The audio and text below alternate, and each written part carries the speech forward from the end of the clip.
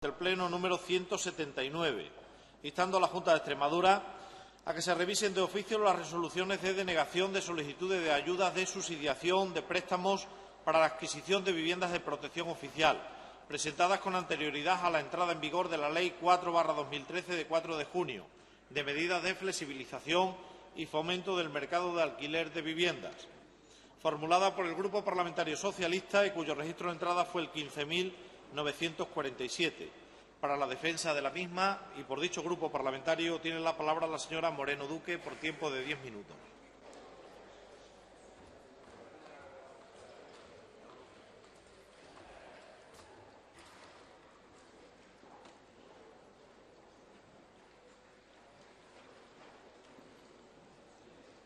Gracias, presidente. Echo en falta al consejero de Fomento.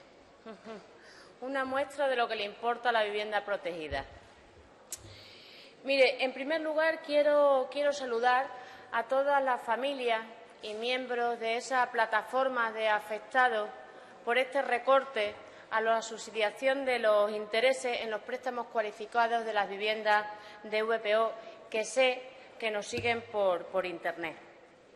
Y para que sus señorías y las familias sepan de dónde trae causa esta iniciativa, me gustaría recordar que el Pleno. Disculpe, presidente, es que no puedo. Silencio, silencio, señorías. Ruego silencio.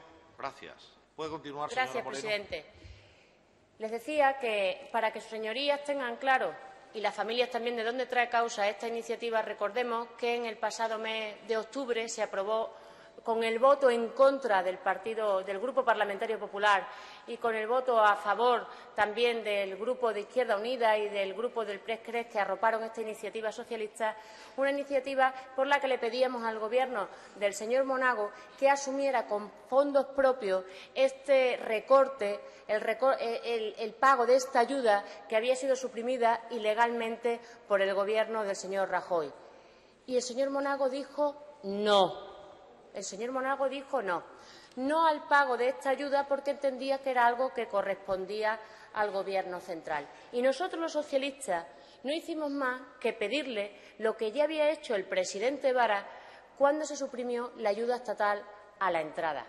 Para que sepan también sus señorías y las familias, las familias lo saben claramente porque son ayudas que han recibido por los gobiernos socialistas. Este tipo de viviendas, las viviendas de VPO, tenían dos tipos de ayuda: la ayuda estatal a la entrada y la ayuda en la subsidiación de los intereses. Se subvencionaban parte de los intereses de los préstamos cualificados. Cuando se suprime la ayuda estatal a la entrada, se incrementa la ayuda autonómica a la entrada de 4.000 a 10.000 euros.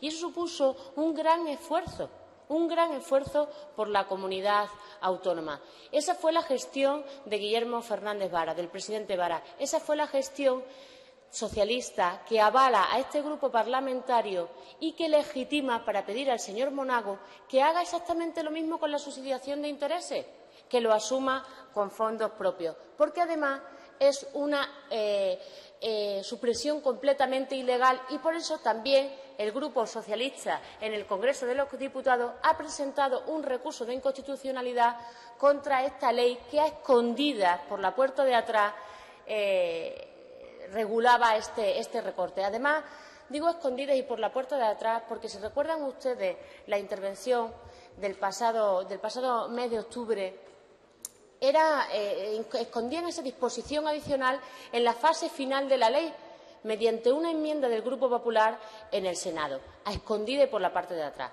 Pero más allá de que sea una ley ilegal, y eso ya también lo están demostrando los tribunales de lo contencioso, lo que nos preocupa, por eso pedimos aquí ahora, hoy, con esta iniciativa, es el sobrecoste que van a tener las familias, no porque estén pagando ya una hipoteca mayor, unas cuotas hipotecarias mayor, sino porque tienen que asumir un coste adicional por tener que ir a juicio. Ahora las familias extremeñas ya son muchas las que han interpuesto recursos contenciosos administrativos para anular para denunciar las resoluciones denegatorias de sus solicitudes de prórroga. Las sentencias que se vienen dictando en vía judicial, estimatorias de los recursos presentados por los afectados en otras comunidades autónomas, sirven de base para apoyar los recursos interpuestos en el ámbito de nuestra comunidad. Ya hay algunos incluso afectados que han cobrado, por ejemplo, en la Generalitat Valenciana, hay la primera afectada que interpuso recurso contencioso ya ha cobrado, ya le ha pagado la comunidad autónoma, porque el juez obligaba directamente a la Administración autonómica, con independencia de a quién correspondiera el pago. A la justicia no le importa cuál sea la Administración obligada, lo que le importa es la preservación del derecho de los afectados.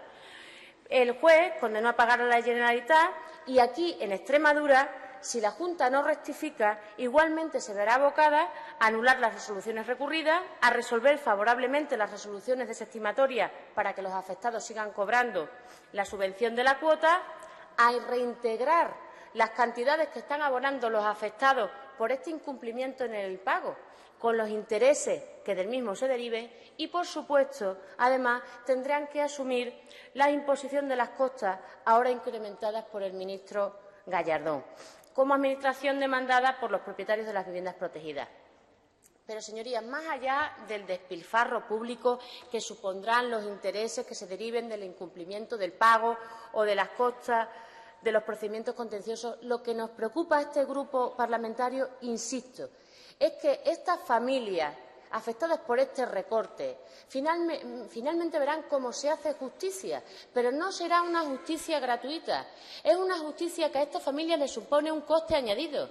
Estamos hablando de 350 euros si es un procedimiento ordinario o de 250 en el caso de que sea un procedimiento abreviado. Señorías, ya hemos advertido que son muchas las familias afectadas en nuestra comunidad autónoma, más de 8.500 familias.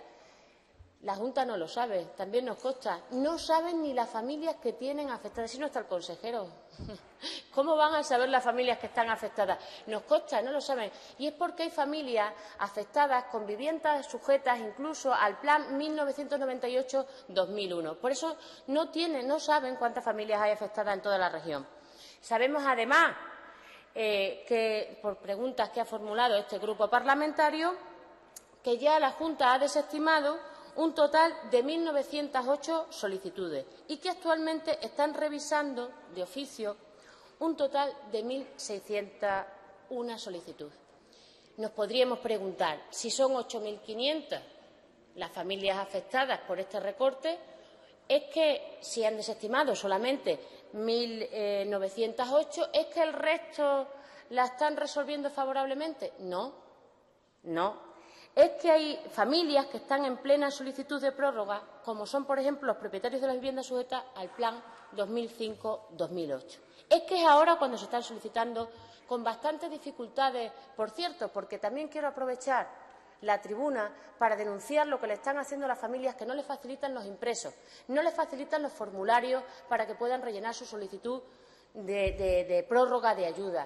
Y eso implica una renuncia implícita a un derecho que tenían legalmente reconocido, porque no es un nuevo derecho, como cree la comunidad autónoma, que le tiene que reconocer. No es un nuevo derecho, como cree el Ministerio, es un derecho que tenían reconocido.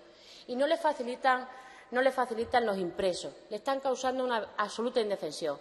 No tiene sentido que sigan obligando a las familias a acudir a los tribunales por algo que los jueces ya han dejado claro. La supresión de la subsidiación es ilegal. Admítanlo. Nada más y muchas gracias.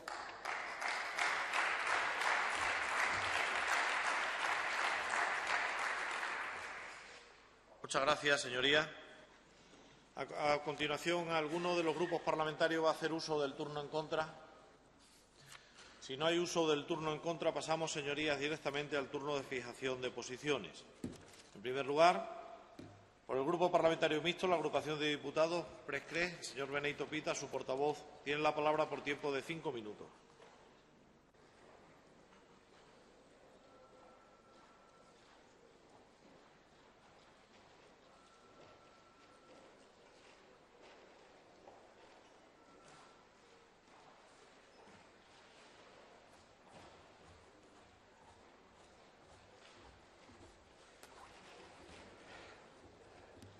Si hay algo que debería ser evidente es que las administraciones están para solucionar los problemas de los administrados y no para crear los problemas. Y aquí, cada vez que entramos en temas como el que nos ocupa ahora mismo, lo que conseguimos es crear problemas a los administrados, quebraderos de cabeza, gastos absurdos, para al final que los administrados tengan razón. Con demasiada frecuencia, insisto, y no me extraña la desafección que hay por parte de los ciudadanos hacia los políticos y hacia la Administración, con demasiada frecuencia lo que hacemos es esconder la cabeza debajo del ala y no querer saber lo que está siendo evidente. Si está claro que en otras comunidades de España ha habido contenciosos que han sido ganados ya por ciudadanos que se encontraban en estas circunstancias, yo creo que lo inteligente es que en esta comunidad tomemos nota, nos adelantemos a los acontecimientos y, por un lado, ahorremos dinero a los ciudadanos y, por otro lado, ahorremos dinero a la Administración, porque no hay que olvidarse que las tasas se pagan y las costas también.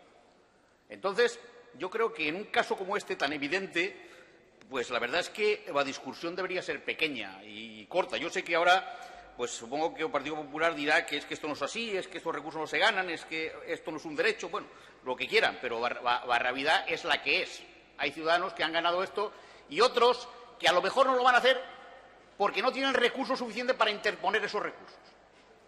Ahí es otro gran problema. La justicia no es igual para todos en este país, y menos ahora con el aumento de las tasas que ha habido. Cada vez es menos igual. Cada vez más ciudadanos se quedan en casa y no pueden hacer un recurso contencioso administrativo porque no tienen el dinero suficiente para poder iniciar ese proceso. Con lo cual, pues, de hecho, se está aprovechando un poco la Administración para evitar que haya más gente que esté recurriendo derechos que se han visto subyugados por la propia Administración. Yo creo que nosotros, por supuesto, que vamos a apoyar esta propuesta. Creemos que si hay unas sentencias judiciales que dicen que los ciudadanos tienen derecho, señores, vamos a intentar en Extremadura facilitar las cosas, pagar lo que haya que pagar, evitarnos gastos a los ciudadanos, evitar gastos a la Administración y, de esa forma, pues yo creo que hemos resuelto un problema que es para lo que estamos aquí, para resolver los problemas de los ciudadanos, no estamos aquí para otra cosa.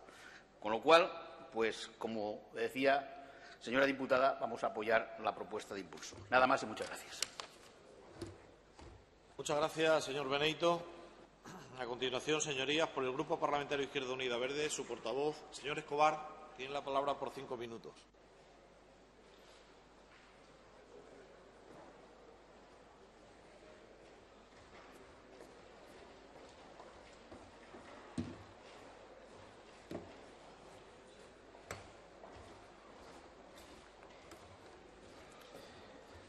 Con su permiso, señor presidente.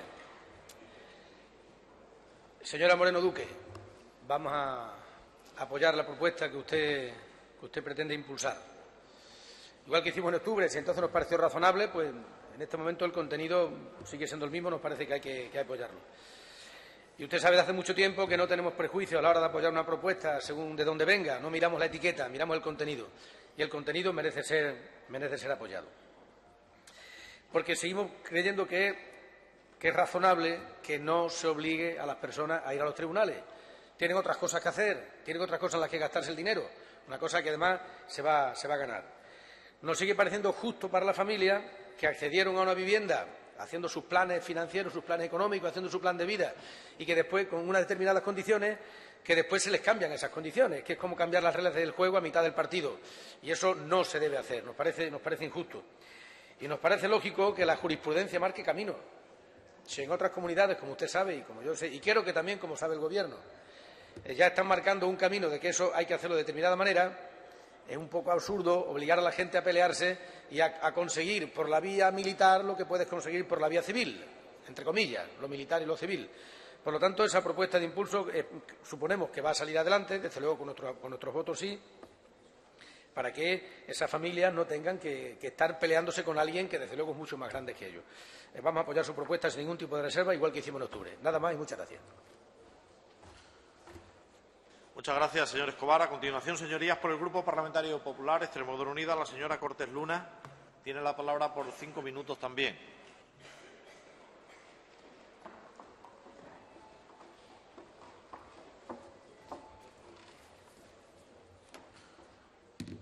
Gracias, señor presidente. Es la tercera ocasión en la que hablamos sobre una iniciativa relativa a las ayudas a la subsidiación de préstamos por adquisición de vivienda de protección oficial. Y, señorías, conocen perfectamente que este grupo parlamentario se ha mostrado crítico desde el principio con la decisión del Gobierno central de suprimir las prórrogas de estas ayudas. Y ya lo dijimos con un voto afirmativo en el debate del mes de septiembre en su propuesta de pronunciamiento, pero también lo dijimos en el debate del mes de octubre, mostrándonos en contra de que fuera el Gobierno de Extremadura quien asumiera el coste de la misma, porque si por algo se caracteriza este grupo, si por algo se caracteriza el Partido Popular de Extremadura, es porque decimos siempre la verdad. Y en ese debate decíamos que este Gobierno no podía asumir esa cantidad de millones porque representaba un porcentaje elevadísimo de lo que supone el presupuesto de la Dirección General de Vivienda.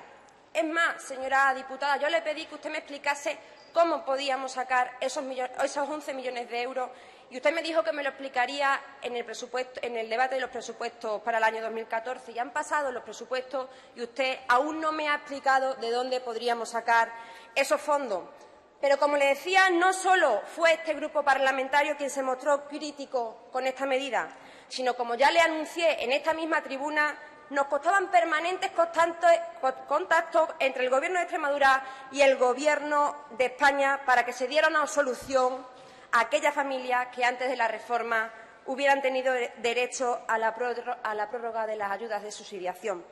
Y hoy, señoría, me alegra que esté aquí la plataforma, a la cual yo también me sumo a darle la bienvenida, porque le adelanto que vamos a votar que sí a su iniciativa.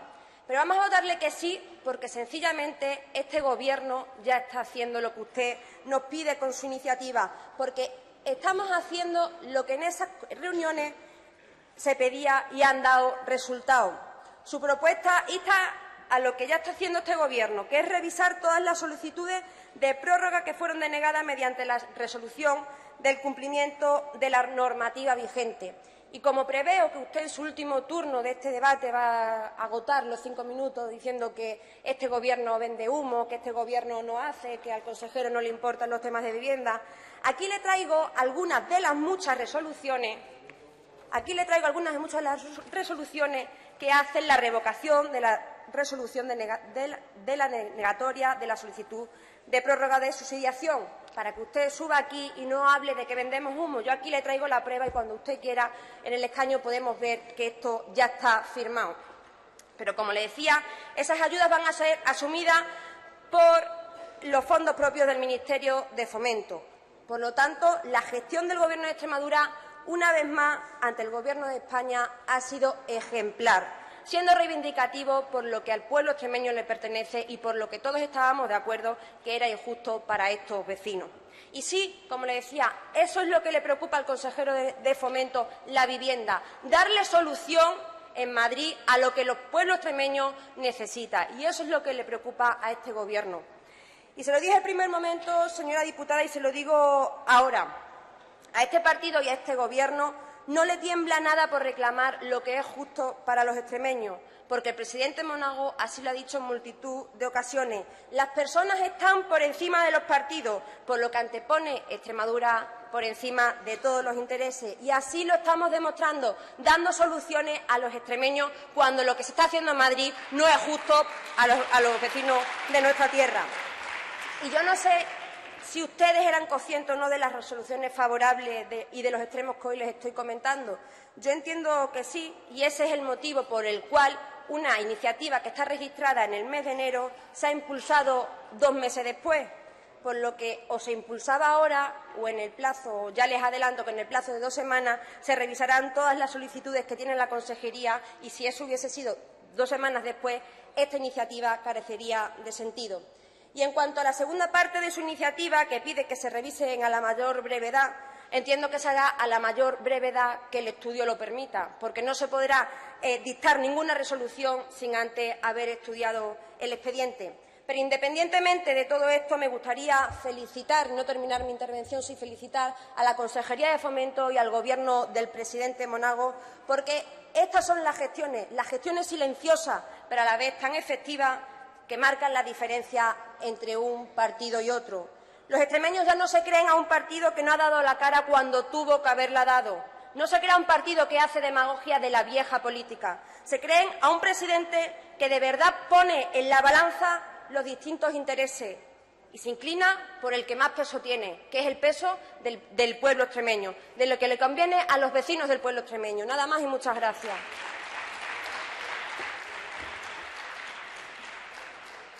Muchas gracias, señoría. Para finalizar el debate, la señora Moreno Duque dispone de un turno de 5 minutos.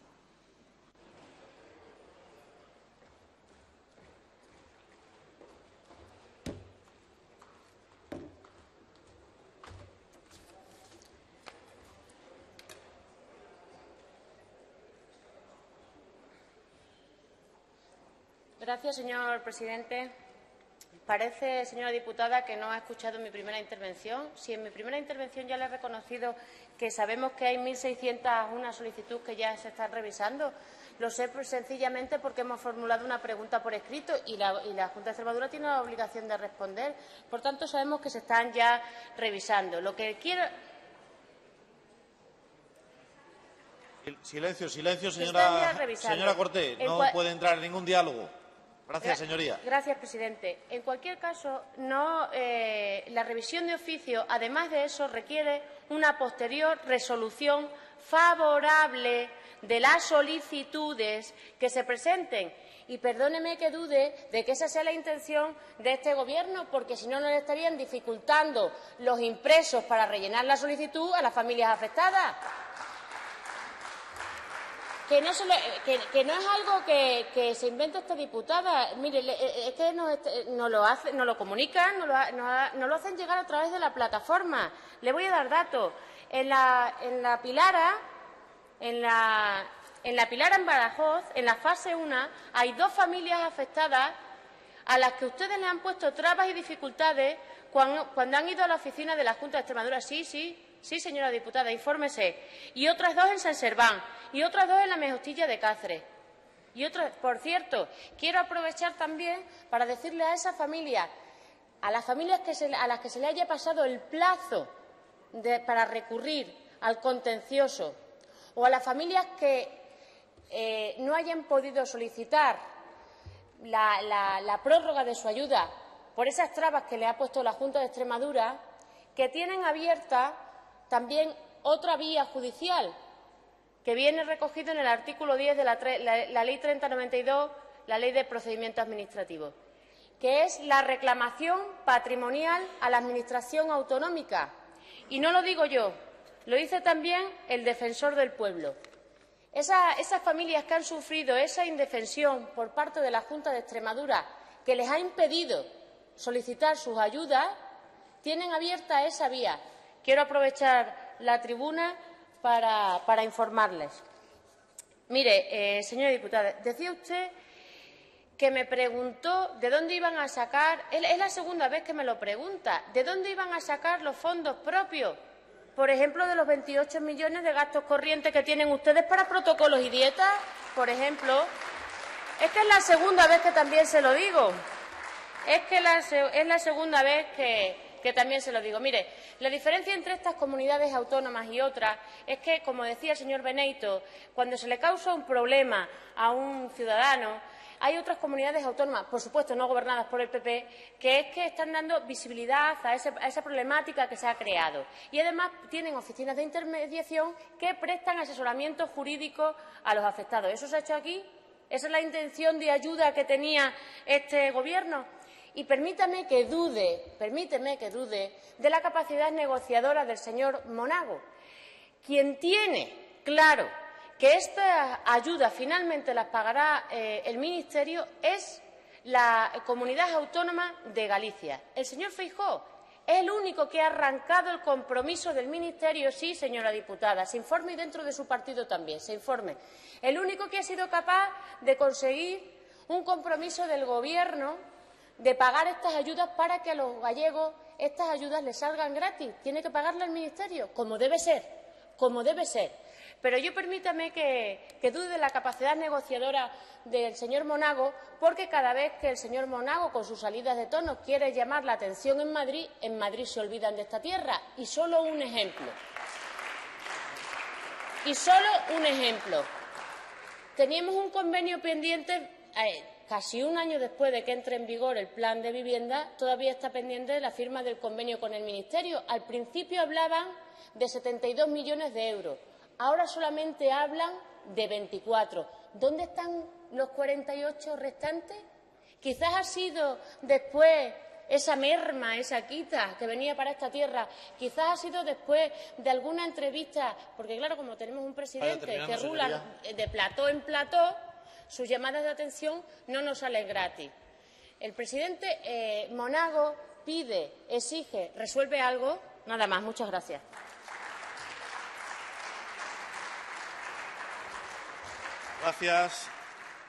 Gracias, señora Moreno Duque. Señoría, agotado el debate de la presente propuesta de impulso, la someto a la consideración de la Cámara. Entramos en votación.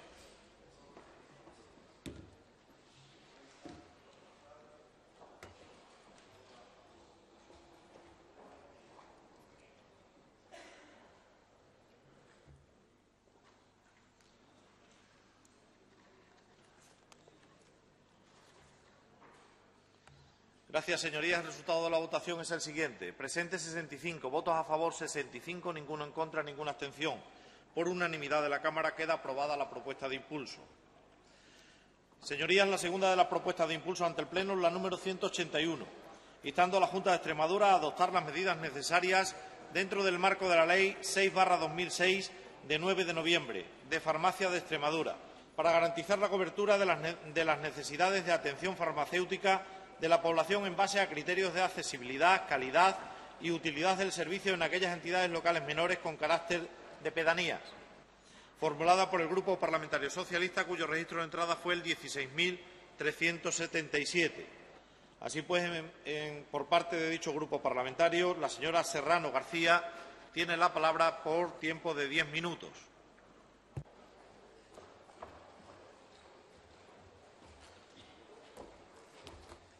Gracias, señor presidente.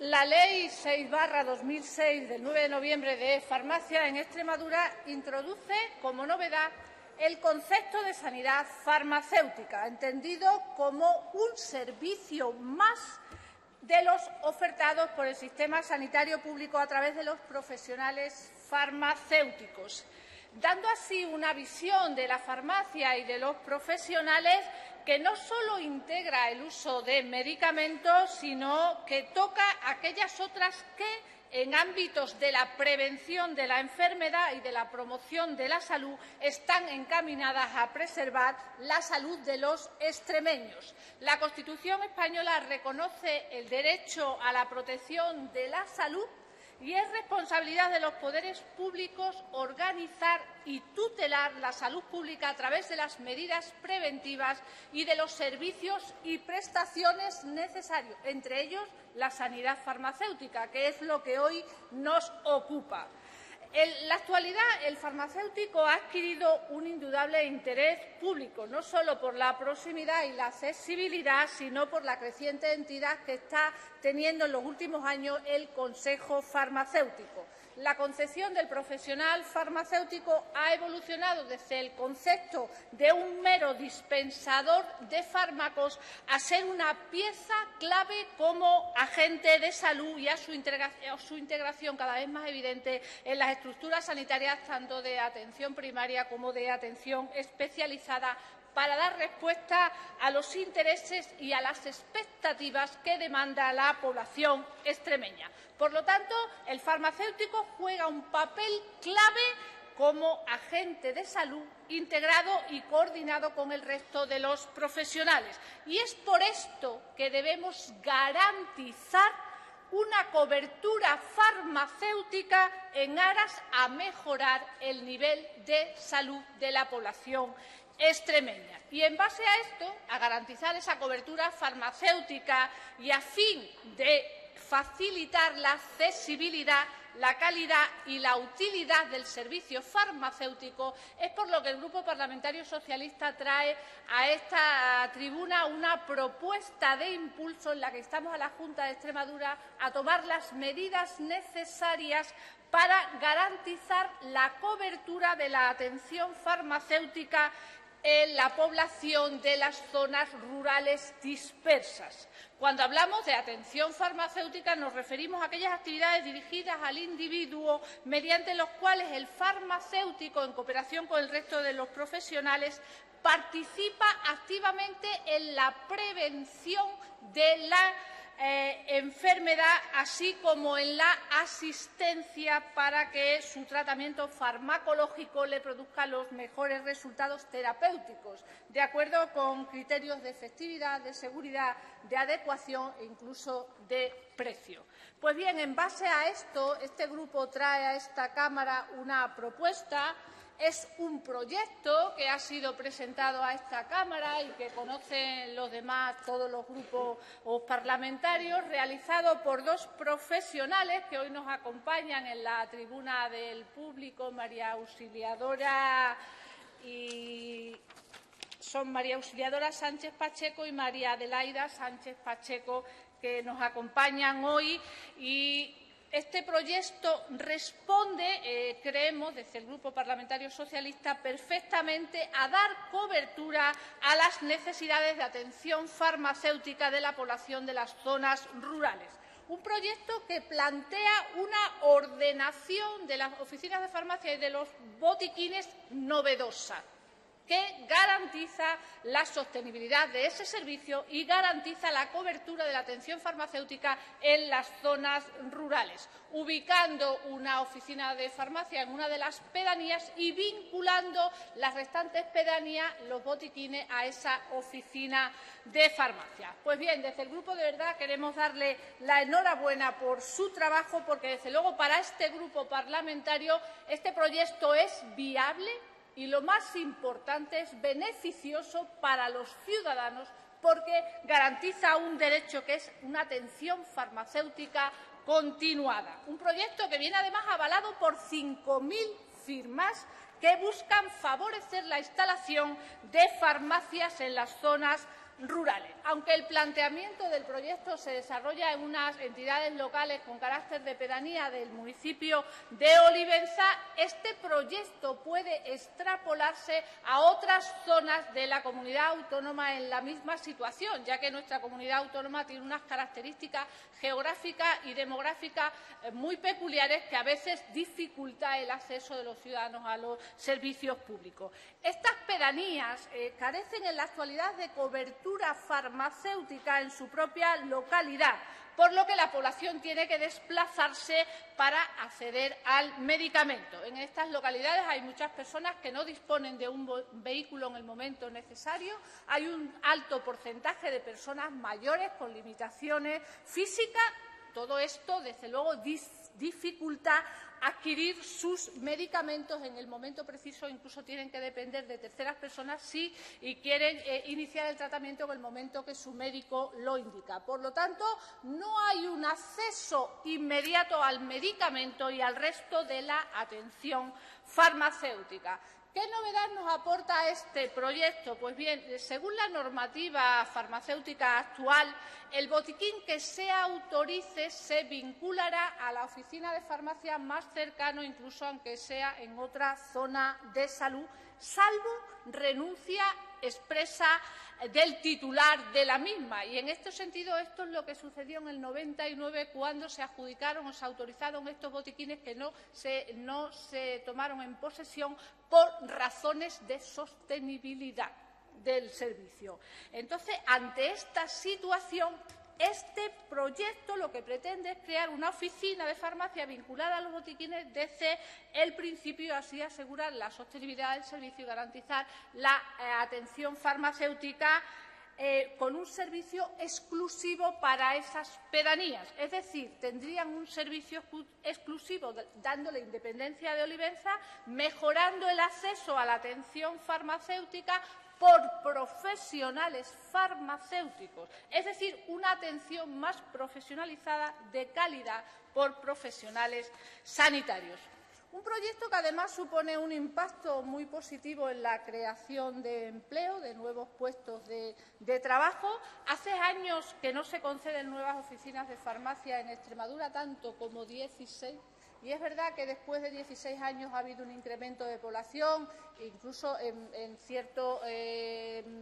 muchas zonas que están ahora más pobladas. Sí es verdad que Extremadura está perdiendo población en la actualidad debido a la política económica del Gobierno del señor Monago, pero desde hace 16 años se produjo un incremento de la población. Según el cómputo de habitantes, la propia Olivenza podría tener una oficina de farmacia en función a las reglas recogidas en la Ley de Farmacia de módulos poblacionales. Las pedanías, con sus 2.000 habitantes, sí que dan sostenibilidad a esa oficina de farmacia y bajarían el cómputo en Olivenza. Hasta la fecha, nadie ha dado respuesta a la cobertura farmacéutica en esas poblaciones. Y este proyecto innovador puede ser la solución para garantizar una atención farmacéutica en estas zonas rurales, con lo cual facilitaríamos el acceso al medicamento, permitiríamos un seguimiento farmacoterapéutico para sacar el máximo beneficio de la medicación que toma ese paciente, permitiría que el tratamiento farmacológico sea mucho más efectivo, muchísimo más seguro en cada situación clínica, permite una interacción cotidiana del paciente con el profesional farmacéutico, permite ese asesoramiento nutricional y dietético, permite una coordinación con el resto de los profesionales sanitarios, ya que el horario de estos botiquines se ajustaría al horario de las consultas médicas y a la demanda social del municipio, y permitiría la colaboración en campañas sanitarias. Por lo tanto, esto tendría un resultado positivo en la salud de los extremeños. Por lo tanto, yo creo que el tema es importante y desde el grupo parlamentario pediríamos a los demás grupos de esta Cámara que apoyaran esta propuesta de impulso que genera un proyecto que puede mejorar ese derecho a una atención farmacéutica continuada en las zonas rurales de nuestra región. Nada más y muchas gracias.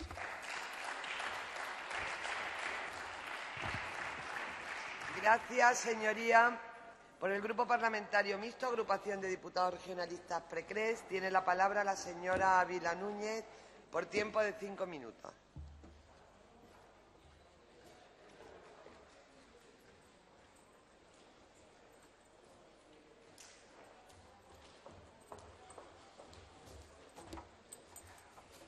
Gracias, señora presidenta. En primer lugar, quería dar la bienvenida a las dos impulsoras del proyecto, a Mae, a Ida, a las dos, y también a la persona que la acompaña, que también la conozco.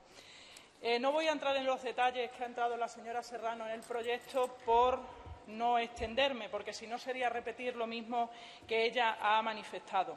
El pasado mes de enero, dos farmacéuticas, las dos personas que he hecho mención en esta tribuna, presentaron ante el registro de esta Cámara 5.000 firmas para mejorar la atención farmacéutica en 6 pedanías, aunque, como decía la señora Serrano, se puede extrapolar o extender a todas las zonas rurales de la región.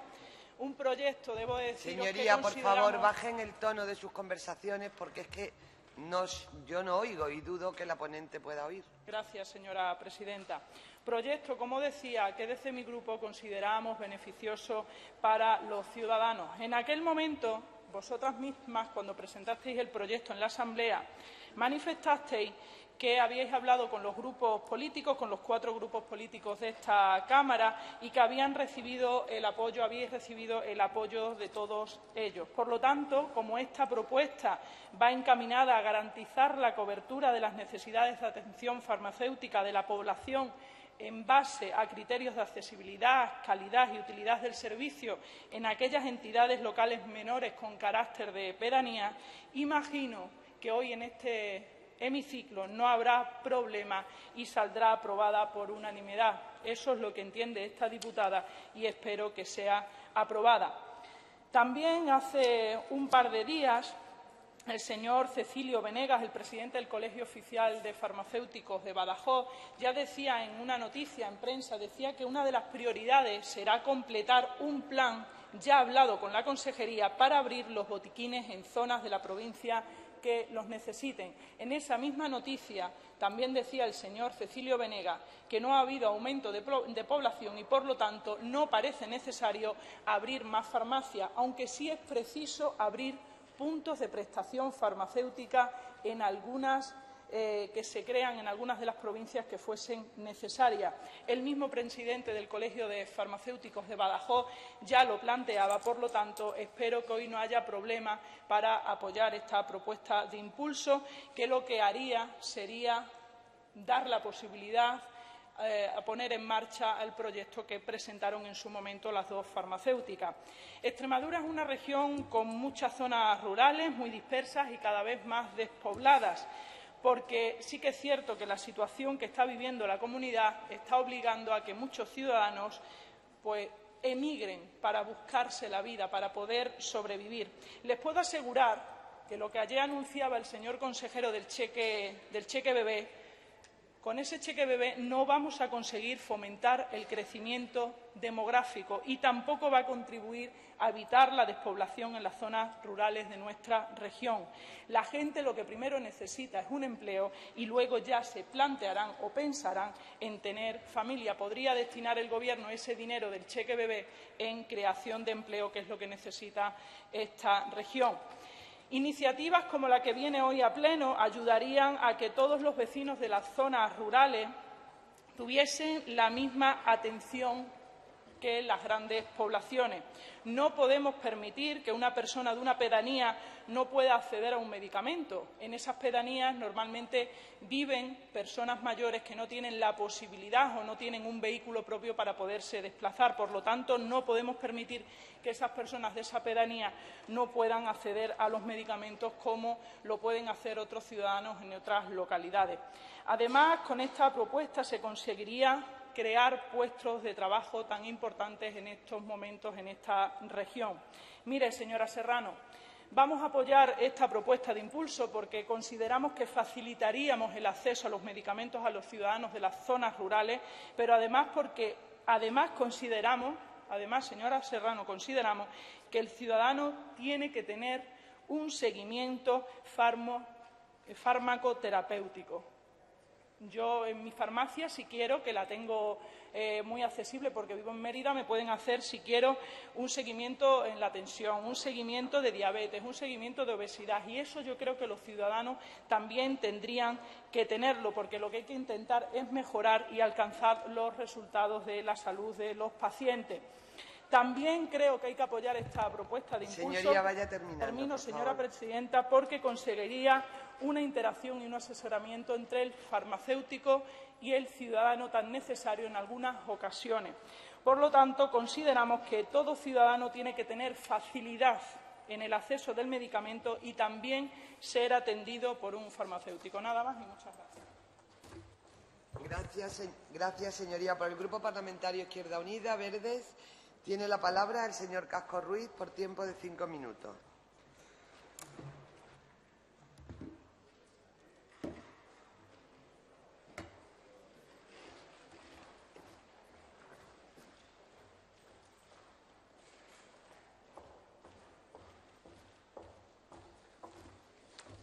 Muchas gracias, señora presidenta. Yo también quiero empezar saludando a las promotoras del proyecto. Efectivamente, creo que es un proyecto que debe desarrollarse en Extremadura y, por lo tanto, le pedimos al Gobierno de Extremadura que se ponga a trabajar ya en el mismo. Creo que al final vamos a repetir muchos de los argumentos que se han dado aquí. Nosotros coincidimos en todo lo que ha planteado la señora Serrano y la señora Ávila y, por lo tanto, vamos a votar a favor de esta iniciativa. Primero, por una cuestión básica. Nosotros le estamos pidiendo al Gobierno central que tenga en cuenta la dispersión de la población rural en Extremadura y, por lo tanto, nuestra Administración tiene que ser la primera en dar ejemplo, arbitrando, poniendo en marcha mecanismos que impidan la discriminación de las poblaciones rurales. Y, por lo tanto, en educación, en sanidad, en servicios sociales, nosotros debemos dar ejemplo e impedir que los pueblos rurales se conviertan en sujetos de segunda a la hora de tener derecho en salud, en educación o en cobertura social. Por eso es importante que en algo que llevamos muchos años sin abordar, como es la situación de las farmacias rurales, en un momento donde efectivamente la población ha podido crecer en estos últimos 16 años, nos pongamos en marcha, nos pongamos a trabajar para garantizar que en esas poblaciones puedan tener una atención farmacéutica personalizada y de calidad. Y para que puedan tener una atención farmacéutica personalizada y de calidad, se requiere la asistencia allí de farmacia y de farmacéutico. Es muy importante lo que decía además la señora Ávila. Una farmacia no solo dispensa fármacos. Junto con el enfermero y el médico, la farmacia es el otro vértice del triángulo que permite la prevención en salud y el tratamiento de la salud de las personas que en algún momento dado tengan una enfermedad.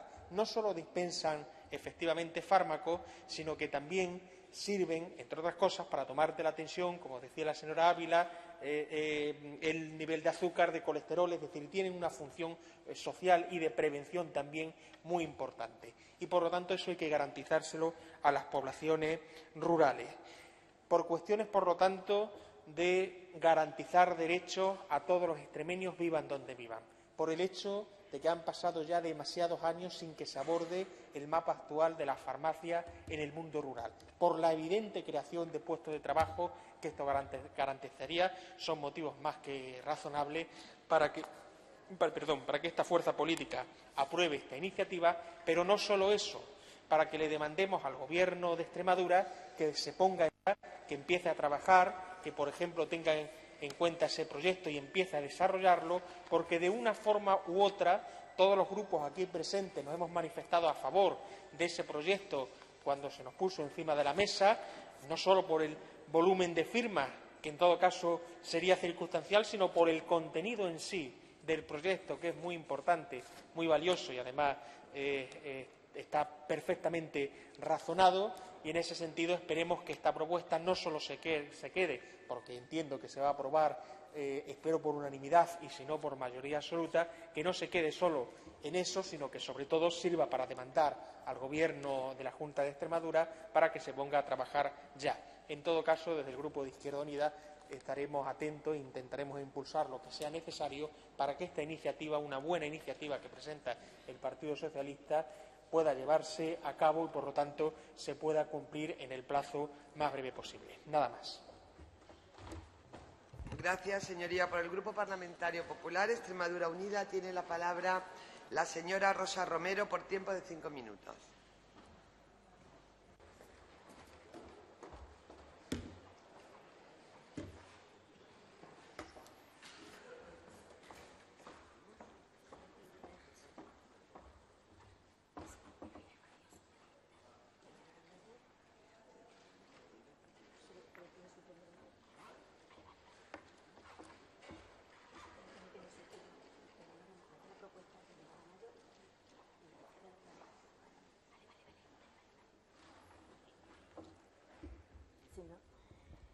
Gracias, señora presidenta. Señorías, saludo también a las hermanas María Auxiliadora y María Adelaida Sánchez Pacheco. También nosotros tuvimos oportunidad de escucharla y de analizar ese proyecto.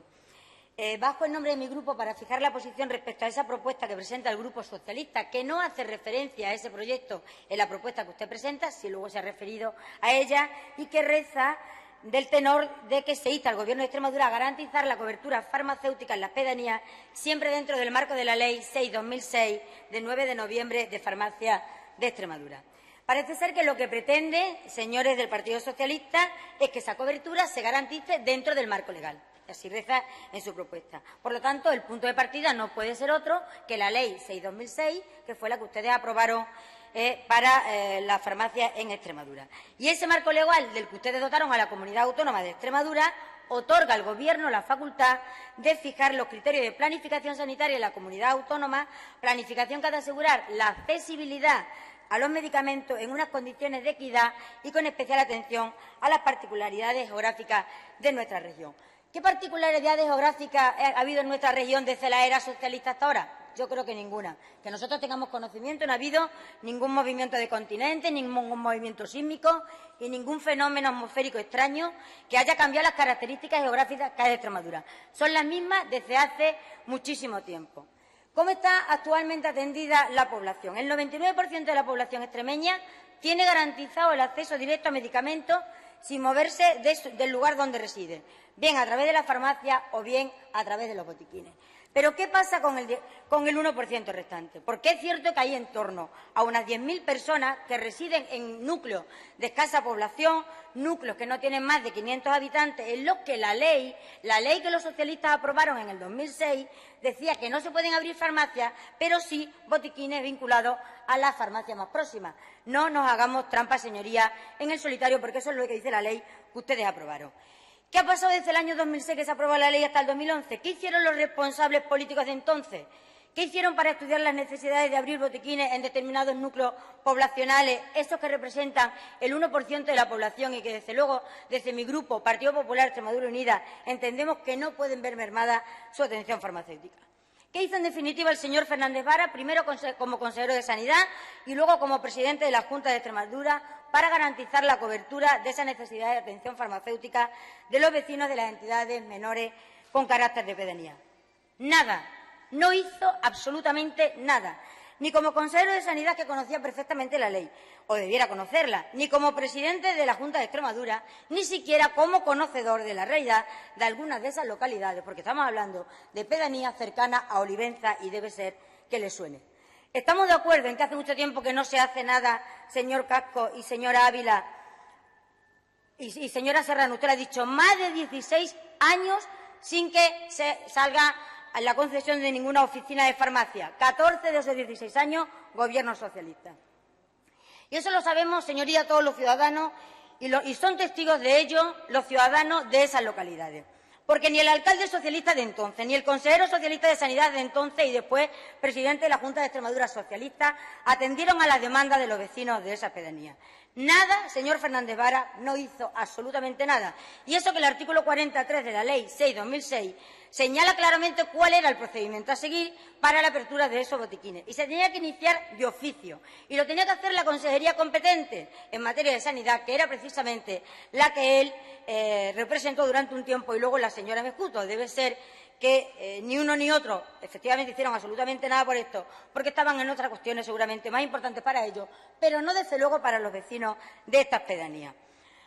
Eso ya ha pasado. ¿Qué está haciendo el Gobierno actual, el Gobierno del Partido Popular? En primer lugar, escuchar y atender las necesidades de estos vecinos. Ya se han abierto botiquines en las localidades de Guijo de Galisteo y Piedraalba, en la provincia de Cáceres. ¿Y qué está haciendo el Gobierno del Partido Popular en estos momentos? Pues lo que otros dejaron de hacer: gestionar y planificar para garantizar el servicio farmacéutico a todos los ciudadanos, también a los de las entidades menores, que no por ello tienen menos derechos. Y lo está haciendo contando con los profesionales farmacéuticos.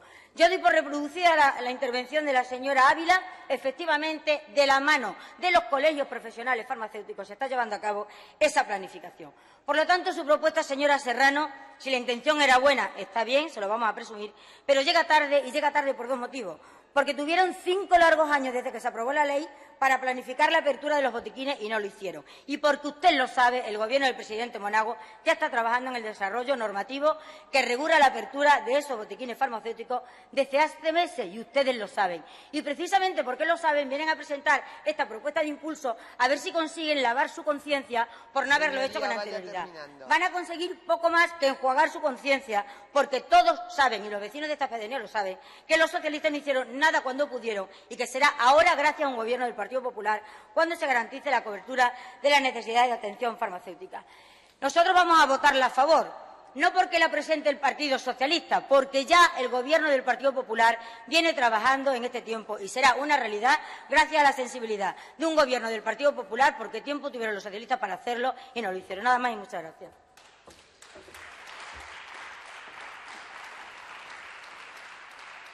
Gracias, señoría. Cierra el debate. El autor de la iniciativa por el Grupo Parlamentario Socialista, PSOE Regionalista, tiene la palabra, la señora Serrano García, por tiempo de 5 minutos.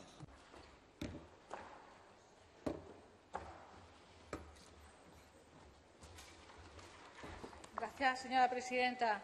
Pues sí, la Ley de Farmacia de Extremadura, como bien ha dicho la diputada, fue una ley impulsada por este Gobierno, por el Gobierno socialista, y esa ley recoge que precisamente corresponde a la Junta de Extremadura, en colaboración con las administraciones y con entidades públicas y privadas, garantizar la implementación de los mecanismos necesarios para asegurar que la atención farmacéutica se ofrezca a los ciudadanos en forma continua e integral, en condiciones de equidad, independientemente del lugar donde viva. Y estos mecanismos necesarios puede ser precisamente este proyecto.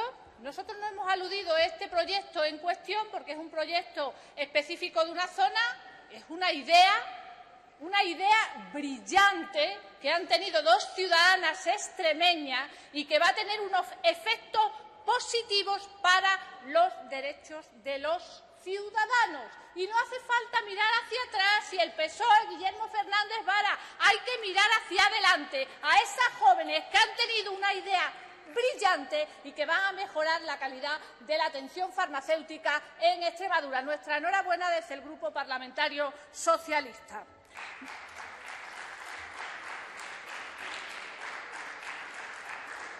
Mire, señora diputada, no se garantiza a estas poblaciones rurales la atención farmacéutica. La idea de los botiquines no funcionó porque se quedaron desiertos por razones de sostenibilidad.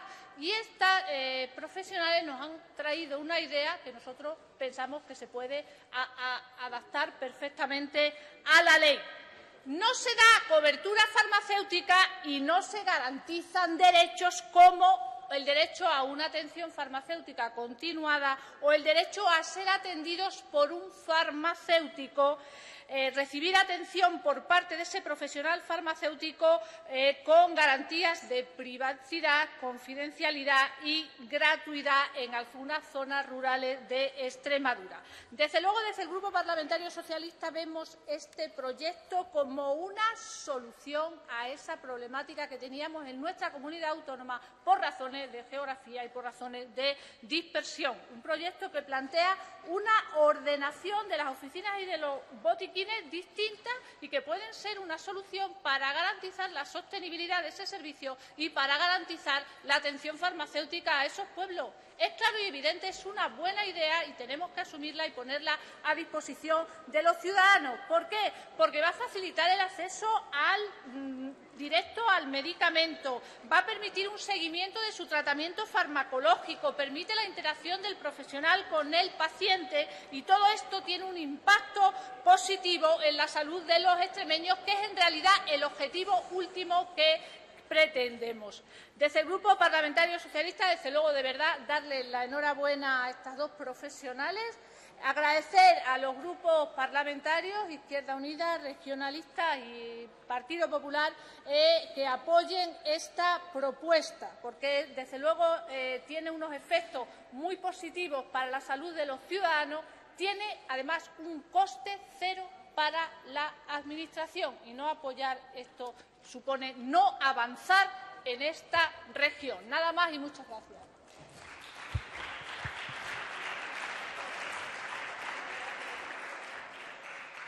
Muchas gracias, señoría. Señoría, finalizado el debate, someto a la consideración de la Cámara la presente propuesta de impulso. Entramos en votación.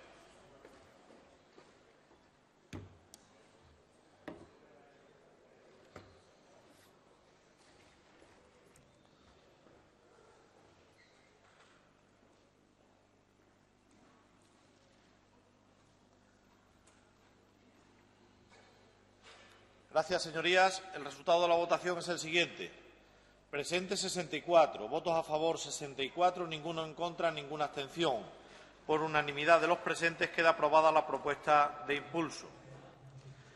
La tercera propuesta de impulso, señorías, fijada en el orden del día, es la número 188, instando a la Junta de Extremadura a requerir de las empresas eléctricas la supresión de los postes de madera y su sustitución por conductores que se adapten a la legislación vigente, formulada por el Grupo Mixto, la Agrupación de Diputados Regionalistas del PRES-CREEX, y cuyo registro de entrada fue el 16.658. Para su defensa y por dicho grupo parlamentario tiene la palabra el señor Beneyto por tiempo de 10 minutos.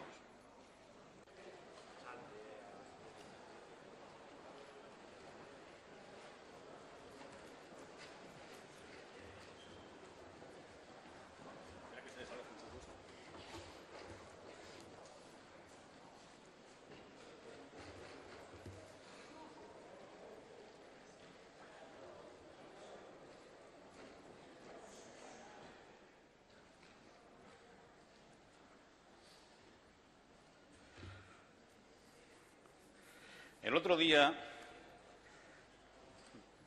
cuando sacábamos una copia de ese borrador de balanzas fiscales que presentaba el Gobierno de Extremadura, en la primera página había una fotografía de un trozo de vía de ferrocarril con una traviesa de madera del siglo XIX. Y esa vía, pues, en teoría está en marcha, funciona, por ahí pasan trenes, y yo comentaba que es tercermundista tener ese tipo de instalaciones en una comunidad como Extremadura. Pues hay otras que no son menos importantes y que también demuestran que seguimos siendo tercermundistas en algunas cosas. Eso, a lo que me estoy refiriendo, es a las líneas de baja tensión. Hemos constatado a lo largo y ancho de Extremadura cómo aún siguen habiendo esos postes de madera que están no cimentados, sino empotrados en el suelo, en algunos sitios, en las mismas aceras, en medio de las aceras, y que corre el peligro de que algún día tengamos alguna desgracia o algún edificio se vea afectado porque algún poste se vaya al suelo o algún cable se caiga. Algunos de esos postes hemos constatado que están incluso atados con cuerdas de pita, algo que si lo pusiéramos en un país tercermundista no nos extrañaría, pero parece ser que aquí en Extremadura tampoco extraña a nadie o a casi nadie. He pedido a ciudadanos y a gente de mi partido que me mandaran fotografías de estas instalaciones que yo creía que habían desaparecido, pero no. Y miren ustedes, me han mandado unas cuantas. Aquí pueden ver ustedes un poste en medio de una acera. Poste de madera en medio de una acera. Y esto no es un pueblo, ¿eh? Esto es una ciudad de 40.000 habitantes. Aquí pueden ver otro postecito más, con un lío de cables que no se sabe muy bien lo que es una cosa y lo que es otra.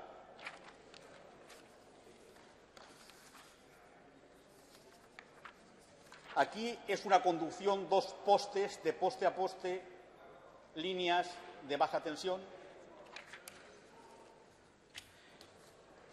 Esto aún es peor, esto está hecho con los cables puestos en una tubería. Luego no tengo inconveniente en repartir las fotografías para que vean ustedes en qué situación se encuentran en algunos sitios. Vean ustedes estas, para este lado, los cablecillos, más postes de madera. Este es curioso porque no puede admitir ya un poste más cables que hay aquí. Los hay por arriba, por abajo, por el medio. En fin, si alguien quiere ver más, tengo muchas, ¿eh?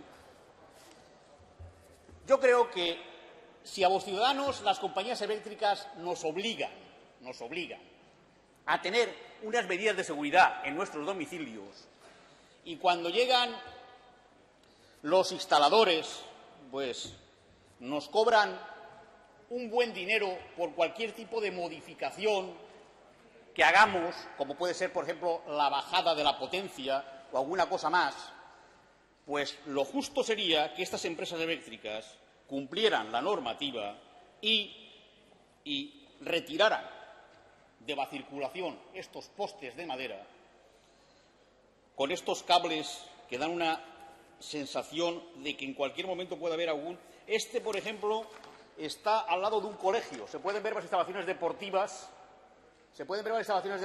Justo detrás del cable, al lado de un colegio.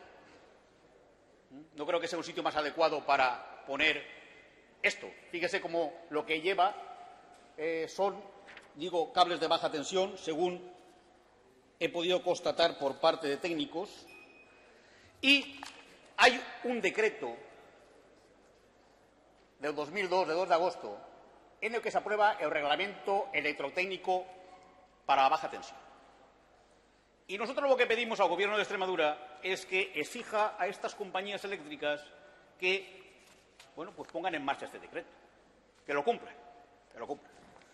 En este decreto hay un reglamento electrotécnico para baja tensión que dice, entre otras cosas, el presente reglamento tiene por objeto establecer las condiciones técnicas y garantías que deben reunir las instalaciones eléctricas conectadas a una fuente de suministro en los límites de baja tensión con la finalidad de: punto A, preservar la seguridad de las personas y los bienes, que es lo que no hacen estos postes con estos empotrados en el suelo, no cimentados, en lugar de que hubiera unos postes de hormigón en condiciones, bien cimentados y con una buena conducción del cableado.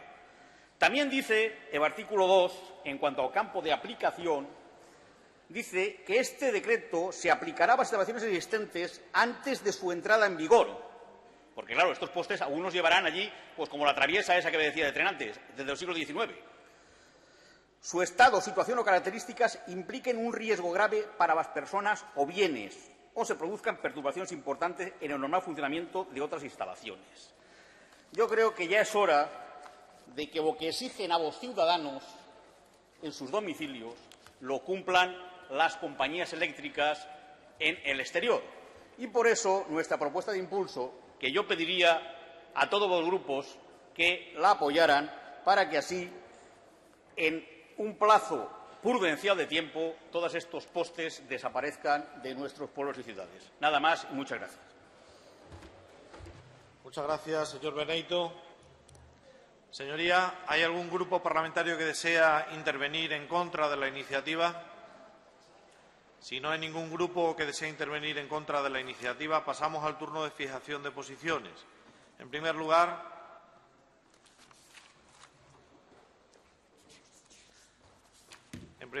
por el Grupo Parlamentario Izquierda Unida Verde, señor Casco Ruiz, tiene la palabra por tiempo de 5 minutos.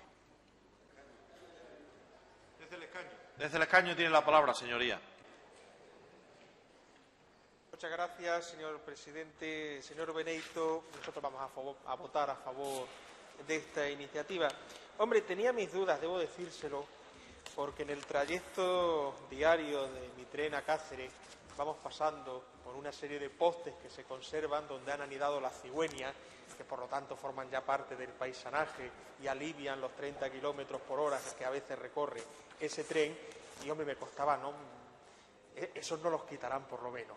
En todo caso, como el resto de postes de las ciudades supongo que no habrá mayor problema y no le afectará a las cigüeñas, a nosotros nos parece bien su iniciativa y por eso votaremos a favor. Muchas gracias, señor Casco. A continuación, señoría, por el Grupo Parlamentario Socialista, el señor Rodríguez Osuna tiene la palabra por tiempo de 5 minutos. Muchas gracias, señor presidente. Señor Beneyto, este grupo parlamentario va a votar a favor de su iniciativa, pero bueno, yo pediría que en la medida de las posibilidades no diéramos la imagen de que cuestiones puntuales y concretas suponen el conjunto de la región, porque usted ha dicho aquí la imagen de Extremadura tercermundista, dando por hecho que todos los postes que están en la región son así. Y usted dice en la iniciativa que se cambien los de madera, y en Estados Unidos los están poniendo de madera las grandes compañías eléctricas. Es decir, que no es una cuestión es una cuestión de seguridad. Usted lo define muy bien. Es una cuestión de seguridad, no del elemento básico sobre el que se sostenga. Mire usted, se ha puesto de moda ahora el linchamiento a las eléctricas y la verdad es que se lo merecen. En cierta medida se lo merecen. Pero, hombre, las cosas que se hayan hecho bien habrá que reconocerlas en cierta medida. Porque aquí hay una calidad del suministro eléctrico en Extremadura que está por encima de la media nacional. Y eso se deberá no porque estamos en una situación tercermundista, sino porque aquí se ha invertido y mucho en infraestructura eléctrica municipal. Y si hay un problema puntual en ese municipio, no uno, 50.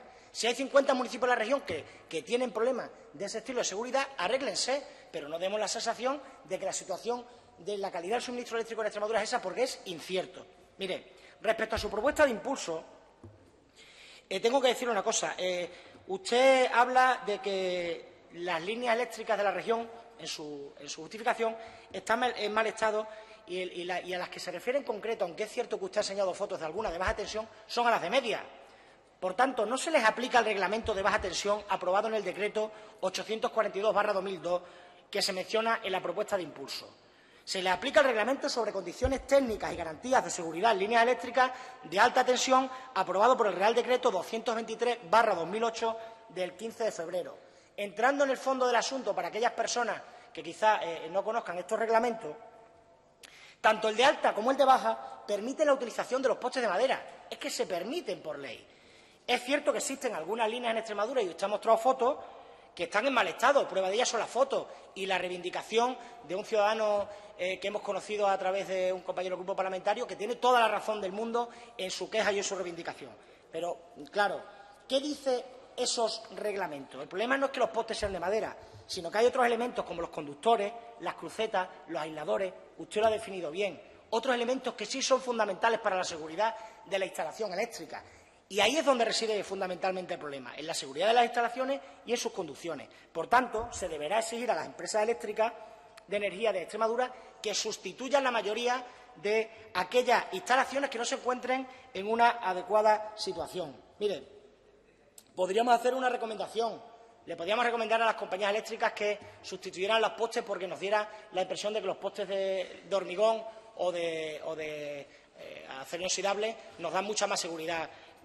Pero sería solamente una recomendación, porque no se puede seguir, porque por ley, la ley no les impide que pongan postes de madera. Tendremos que plantear aquí una modificación y, como estamos en la misma sintonía, los 4 grupos parlamentarios, entiendo que podemos exigir por ley si es que nos parece que nos dan mucha más seguridad energética los postes de hormigón o de acero inoxidable. Debemos corregir, debemos vigilar. Estamos con usted, estamos con la iniciativa, estamos con el vecino que la ha llevado adelante, pero solo quiero dejar un dato para que aquellos internautas o aquellos ciudadanos que estén escuchando entiendan cómo ha mejorado la calidad del suministro eléctrico en Extremadura en 15 años. Hay una unidad de medida que es el TIEPI, el tiempo de interrupción eléctrica debido a imprevistos. Eso es lo que mide la calidad del suministro eléctrico. Y desde el 2007 hasta el día de hoy hemos estado por encima de la media nacional, pasando de una interrupción de 1,74 horas al año a menos de 1 hora. Ahora mismo hay interrupción de suministro eléctrico de menos de 1 hora al año en Extremadura. Estamos muy por encima de la media nacional, diría infinitamente por encima de la media nacional, que está en 1,75. ¿Qué quiero decir con esto? Hay muchas cosas por arreglar. Pues sí, señor Damián, coincidimos con usted. Y esas fotos que usted ha presentado son indignantes y no debemos consentirlas ni permitirlas. Pero intentemos, en la medida de nuestras posibilidades, no dar la imagen de que Extremadura no ha avanzado en atención, en calidad de suministro eléctrico, porque los datos son los que son. Termino. Planes de inversión de las distribuidoras eléctricas, nuevas líneas de evacuación, nuevas líneas y nudos de desenlace, nuevas inversiones por parte de los gobiernos autonómicos y centrales, nuevas inversiones por parte de Red Eléctrica. La cantidad de inversiones que se han hecho en estos últimos 8 años, por poner una fecha concreta, por parte de los distintos gobiernos, en líneas de evacuación y en infraestructura eléctrica es superior al del conjunto de España. Con lo cual, vamos a apoyar esto, vamos a apoyar la reivindicación de este vecino y del resto de los vecinos que se encuentran en esa situación e intentemos poder llegar a una propuesta de pronunciamiento más concreta para modificar la ley. Pero no digamos que se quiten unos postes de madera, porque aunque lo votemos hoy aquí, las empresas no tienen obligación de hacerlo, porque la ley les reconoce el derecho a tenerlo. Muchas gracias. Muchas gracias, señor Rodríguez Osuna. Señorías, a continuación, por el Grupo Parlamentario Popular Extremadura Unida, el señor Domínguez Sánchez tiene la palabra por tiempo de 5 minutos.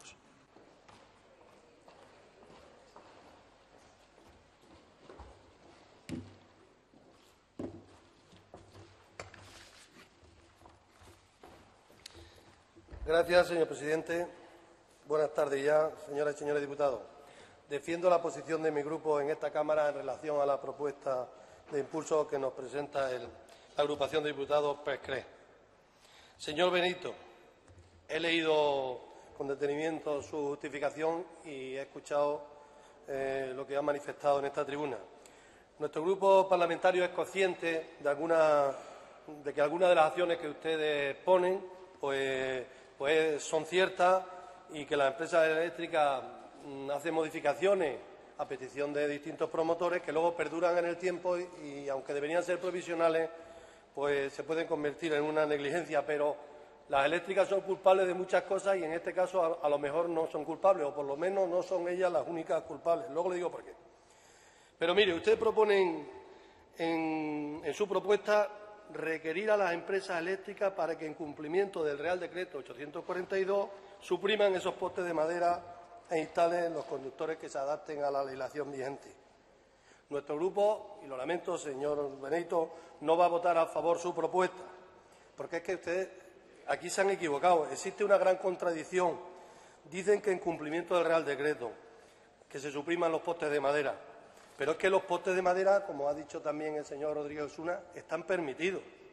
En el reglamento electrotécnico para baja tensión, que ahí es donde está la chicha, no el propio decreto, sino el reglamento, que es un tocho que parece el libro de Petete, pero había que leerse y es muy técnico, farragoso.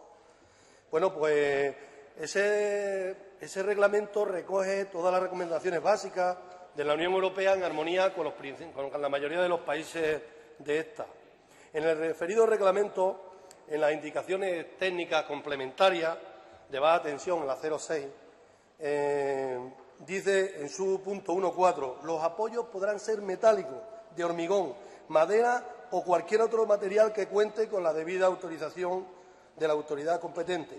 Además, en el punto 383 indica, los apoyos de madera se colocarán directamente retacados en el suelo y no se empotrarán en macizos de hormigón, debido a que se pueden pudrir generando más daño que beneficio. De ahí que no vayan cogidos o en contacto con el hormigón. Por lo tanto, señor diputado, los apoyos de madera están permitidos en estas redes de área de baja tensión y, es más, en algún caso se están permitidos también en las redes de alta tensión. Y le digo más, en algún caso particular se ha solicitado por Medio Ambiente que se instalen incluso esos postes de madera para evitar menor impacto visual. No hay que olvidar también que en ciertos casos es recomendable debido a que el poste de madera es un aislante. Aunque la mayoría de las empresas, por lo menos lo que nosotros hemos contactado con ellas, van dejando de utilizar este tipo de apoyo utilizando postes de hormigón, simplemente porque económicamente les trae más cuenta. Por las razones que acabo de enumerar, creo que lo aconsejable, señor diputado, sería que ustedes retiraran esta iniciativa, pero ustedes mismos son soberanos. A lo mejor habría que hacer otra propuesta y yo aquí quiero decir que cuidado con proponer cambios que supongan a lo mejor más exigencia de la que ya está armonizada con la Unión Europea. Por otra parte, quiero decirle que hemos contactado con la Administración regional y nos dicen que en ocasiones han tenido conocimiento de incumplimiento reglamentario, pero que siempre que se les ha notificado les han requerido a las empresas sin mayor problema, les han quitado. ¿Qué quiero decir con esto? Que cuando se hace una modificación por desviación, por cualquier otra causa, se abre un expediente y ese expediente no se cierra mientras el promotor o entidad local que haya autorizado no comunica a la empresa eléctrica que devuelva las instalaciones a su posición original. Hay negligencia, a veces tarda en comunicarlo y por eso ellos tardan en hacerlo, pero por la cuenta que les trae, cuando se lo notifican, normalmente actúan con bastante celeridad, pero siempre a requerimiento de quien es el que ha solicitado o ha requerido la autorización para la modificación. Por eso, yo, señor diputado, para terminar, recuerdo a sus señorías que nosotros somos legisladores. Entiendo que nosotros no podemos aprobar algo que vaya en contra de la legislación que está vigente. No podemos, no deberíamos, desde esta Cámara, instar al Gobierno a que requiera a las empresas eléctricas a que no hagan algo que la propia normativa vigente les permite. Flaco favor haríamos al Estado de Derecho si los legisladores proponemos al Poder Ejecutivo a que vaya en contra de esa normativa vigente. Yo creo que sería un enorme despropósito. No sería serio, señorías. Nuestro grupo parlamentario, que se tiene por un grupo serio, pues no va a votar a favor por las razones que acabo de exponer. Muchísimas gracias. Gracias, señor presidente.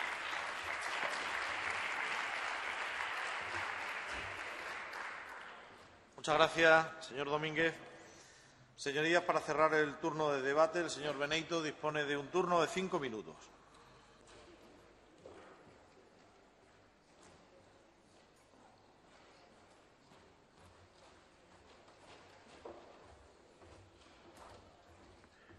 Nuevamente se pone de manifiesto la gran fuerza y el gran poder que tienen las compañías eléctricas en nuestra comunidad autónoma.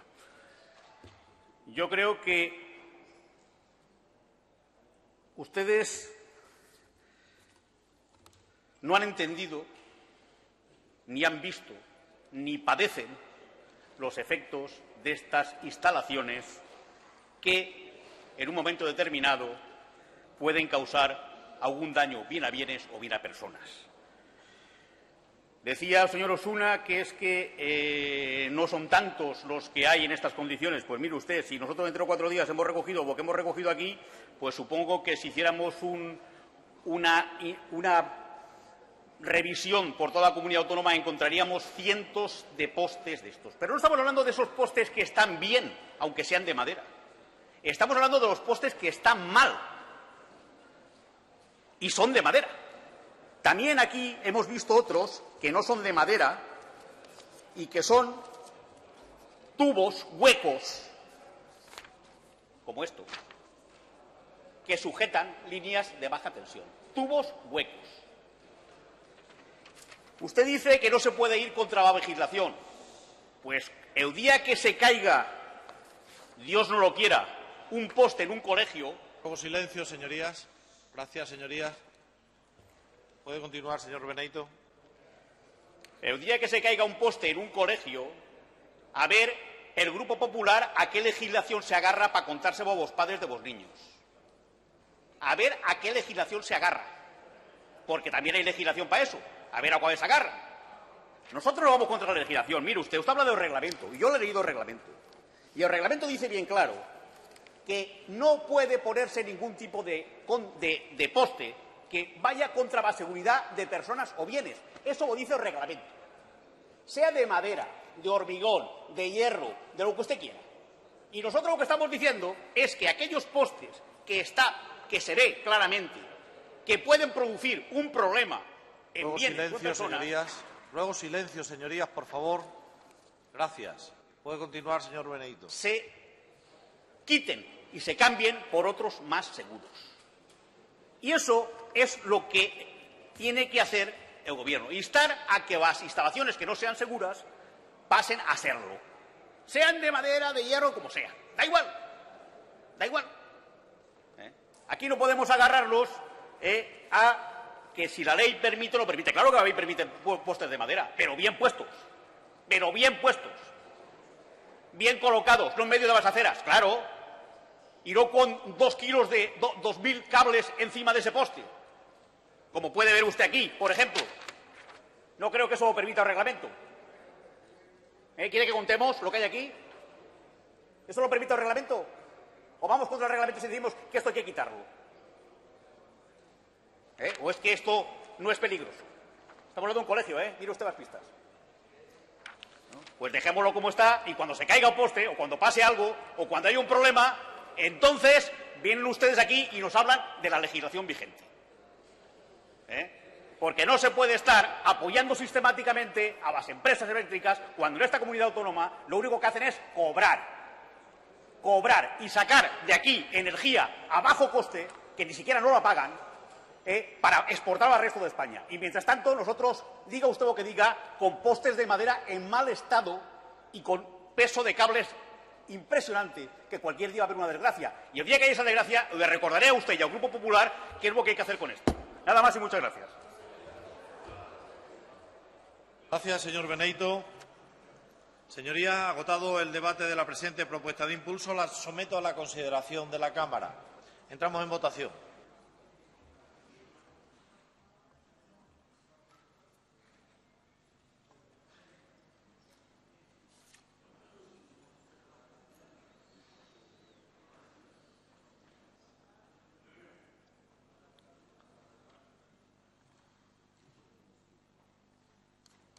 Gracias, señorías. El resultado de la votación es el siguiente.